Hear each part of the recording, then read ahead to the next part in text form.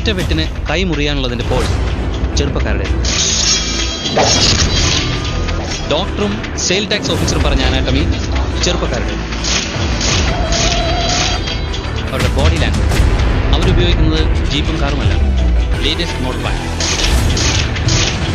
So, this is definitely done by 4 brilliant young students. Yes, I'm dead sure.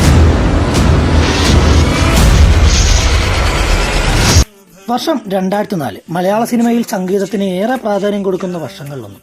ആ സമയത്ത് ഒരു സംഗീത സംവിധായകൻ വരികയാണ് തൻ്റെ പാട്ടിനുള്ളിൽ റാപ്പും ഹിപ് ഹോപ്പും എല്ലാം കുത്തിക്കയറ്റിക്കൊണ്ട്. പാട്ടിൻ്റെ തുടക്കത്തിലും ഇടക്കും എല്ലാം ഇംഗ്ലീഷ് വരികളെല്ലാം കയറ്റി പുള്ളി കുറച്ച് സോങ്ങുമായിട്ട് വരികയാണ്. ആദ്യം കേട്ടവരെല്ലാം അയ്യേ ഇതെന്തായാലും കാണിക്കുന്നത് എന്നുള്ള രീതിയായി.